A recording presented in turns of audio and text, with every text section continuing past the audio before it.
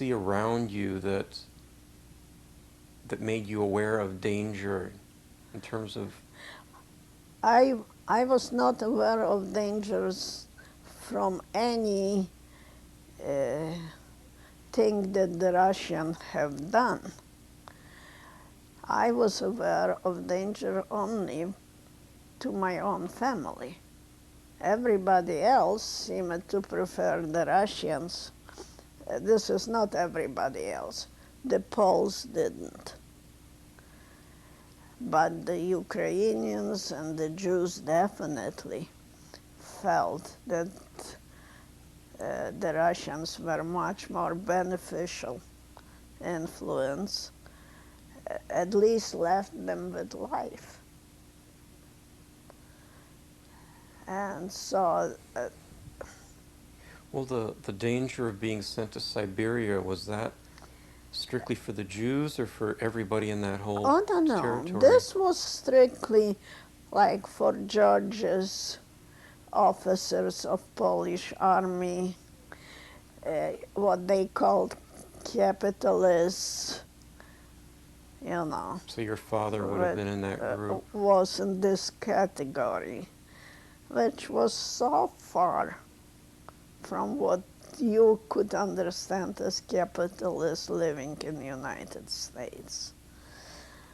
So, but anyway. Did you know people who were taken away? Oh, yes, yes. For one thing, my uncle, the one, as I said in the beginning, my grandfather, and my uncle, one of his sons, the youngest one, were arrested. They let go of grandfather, but they took Max to Siberia. So it was real to us. If we had known then what we know now, we wouldn't have run anywhere. We would have let them do it. When you moved to that new town, how did the people in that town accept you as strangers? Well, Did you already the have a false only, identity when you moved? I came there doing vacation, as I remember. So until I went to school, I didn't know anyone. And except for the people with whom we lived, they were just one couple, and they had 2 rooms, so they had to give up one room. So we were it. Did they know who you were and why you were there? Oh, they were Jewish just like ourselves. So there was no question.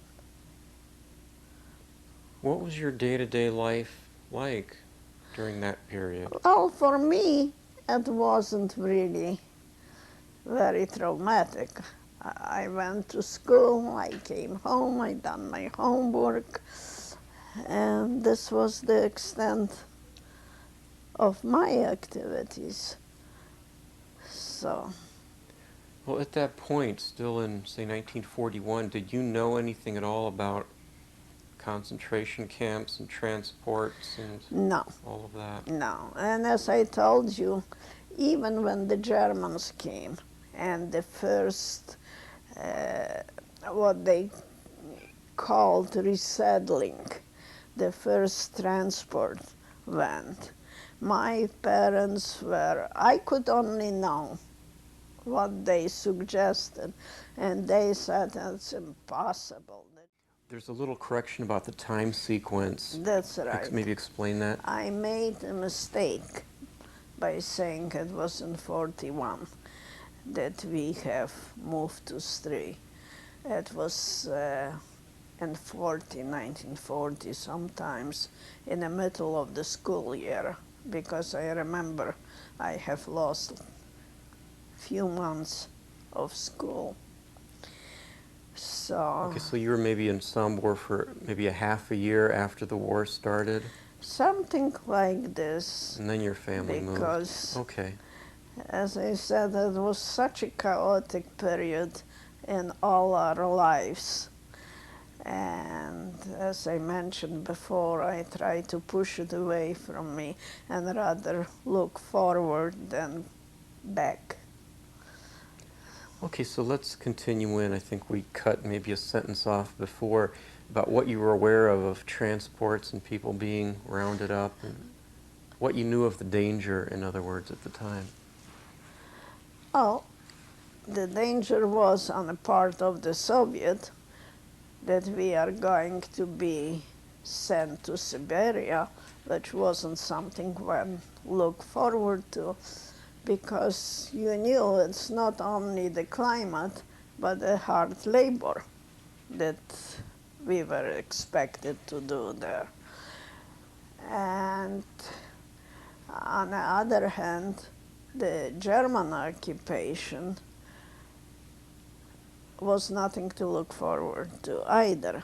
As a matter of fact, this was also a period that we used to get influx of the German families into the Poland. Those that supposedly either they themselves or their parents came from Poland. And you could see what's happening to them. So, of course, What policy did the Soviet authorities have about Jews? Or did they divide people up into Jews and others? they never kept people in group. They were famous for their resettling, what they call, because they want to integrate groups uh, into the populace of Russia. And this way, you couldn't form like, say, well, I don't know what word would be for it, like groups that could be against the regime. You were so well mixed up and you were so afraid of everybody. The janitor that took care of the building was on their spy. Uh, as a matter of fact, you share your apartment with other people. You were afraid of everyone. You didn't talk freely or had political discussions at home. Those were the things that were whispered. How did your father get a false identity or false papers? I honestly don't know. This was never spoken about. I imagine there was very little change because the name was the same. You know, whatever it was bought with money. Oh, he kept the same name? Oh yes, he kept the same name. I don't know if the ages were changed. I honestly do not know what they done. Those things were not discussed with children. As far as you know, was your identity or Jewish identity changed? Oh no, it was Yevray. Yevray, it's Jew for Russia. Were the yellow stars worn in that part of Poland? No, it's not until the Germans came. And when the Germans came, we got those, we had to make it. Armbands. It was Mugen David on white background.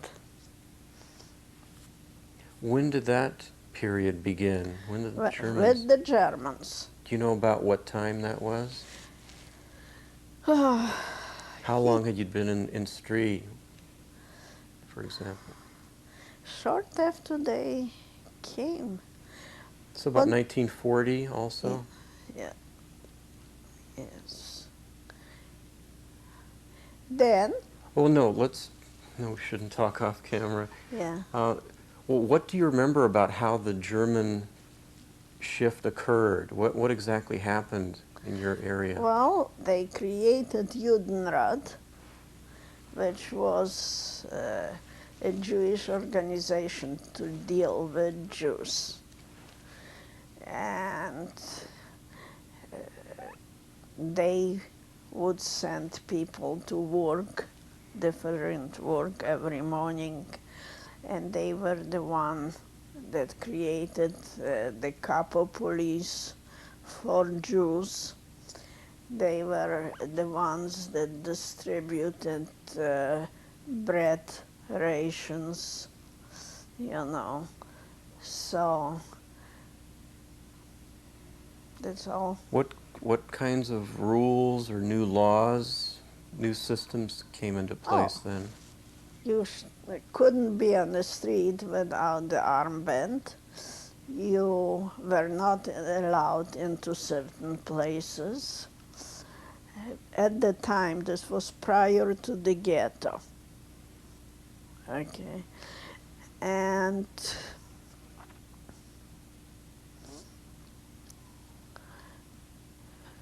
Were your parents allowed to work? Were you able to go to school? well, my father worked. No school. There was no such a thing as school for children. The only place that they had a school, gymnasium, officers school, period, was in Warsaw ghetto. And this was not government sponsored, it was ghetto sponsored. But in Stray, we didn't have this. And of course, once we went to the ghettos, my parents insisted that I leave the area because I had the papers of a friend of mine from whom I purchased her birth certificate, the christening certificate, and the what you call it, when you get the report as to at the end of the school year with the grades. She had lousy grades. And then I assume identity is Zdzislawa Halatkiewicz. And I went to Borislav. I hitched the ride, went to Borislav. Why did you go there?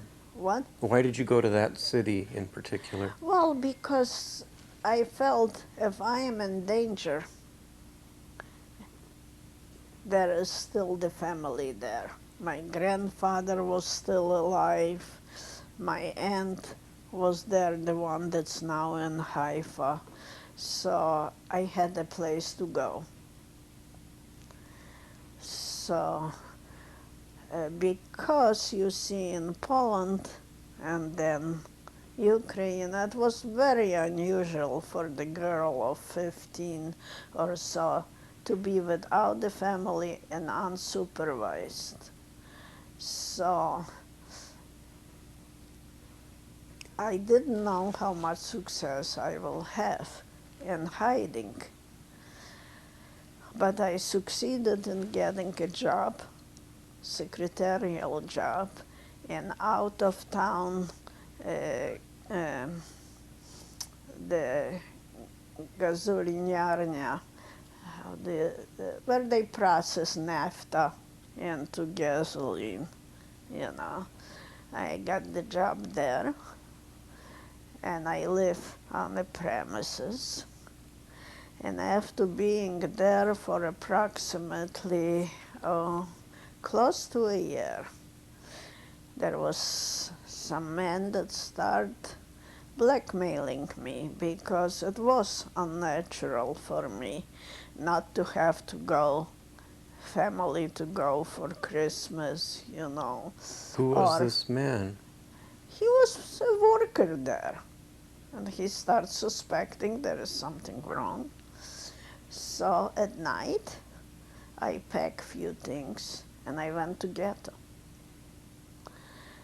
and I was hiding there with the family. I mean, I live with the family. That still was pretty much normal living What did the with the ghetto situation look like? How did the ghetto develop there? I don't know how it developed because I wasn't there when it developed. But I went there and lived with my uh, aunt and uncle and their two children. And I was supposed to go. I bought a job as a governess to a German officers or uh, children. He was supposed to be sent back to Germany, and I was supposed to travel with them. But he chickened out, and I stayed in the ghetto, and he took the money. Either he or the guy that was between us as go-between. And I stay in the ghetto, and that's how I met my husband. In order to get into the ghetto, uh, was the situation in any way monitored, or did you have to register with somebody? What was it like to just go in there? Well, there were no gates, if that's what you are asking about. It was just a part of the city design near the Ukrainian police design for Jews to occupy. And of course, like one apartment would be shared by 2 or 3 families, you know. And that's what it was. Everybody was on top of everybody. Everybody was scared. Everybody was nervous. And if I would say it was glamorous, it would be exaggeration, or pleasant for this matter. But anyway, I was alive, and my family was alive, and that's what counted. Until, I'm sorry, what will we do about this? I get bloody nose and I have to get Oh, well, a we'll pause tissue. for a moment, sure. Hold on one Okay, second, getting back there up to was speed. one Hold one incident. Oh, second. it wasn't. And John, go ahead and just say this is after the pickup. Oh, yeah, Stop. we had to pause just for a moment. Now we're continuing right in again. Again, in the ghetto situation, so you were living with your grandparents then? Or who were you living with when you moved to With my Borislav? mother's brother, his Uncle. wife, and 2 children. Okay, what were their names? It was Moncho and Regina Bakenroth, and the children, the boy was Emil, just like my brother, and the girl was Ruth. They are all dead. They were taken the same time as I was captured.